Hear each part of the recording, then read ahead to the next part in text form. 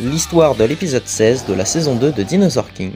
Max tombe dans l'eau puis vient au tour de Togogawa de chuter à cause du mille-pattes. Le shogun ne sait pas nager mais il est secouru par Max qui repère l'entrée sous-marine. Une fois à l'intérieur, la grotte est gigantesque. Togogawa surprend les enfants car en fait il sait nager, ce qui les rend dingues.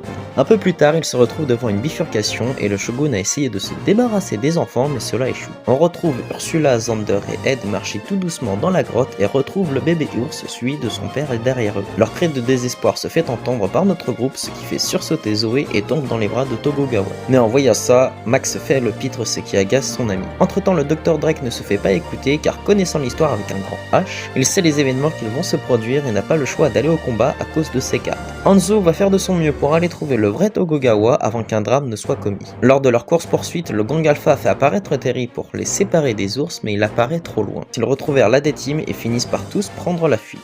Ed utilise la carte d'aptitude explosion volcanique que les ours esquivent mais qui frôle de peu Zoé et le shogun. Cela crée un éboulement et les deux se retrouvent enfermés dans les décombres avec l'ourson. Le père ours creuse de toutes ses forces accompagné de Jump, Ace et Paris. Du coup, Max et Rex les font apparaître en adultes pour que ce soit plus facile à déblayer. Le gang Alpha se font hurler dessus et vont finir par les aider quand soudain Ace est distrait par quelque chose. Il s'avère qu'il a découvert la pierre du cosmos que Rex récupère. Heureusement, les trois personnages vont bien. Le petit ours se crie et Zoé le prend dans ses bras car elle aussi son père lui manque.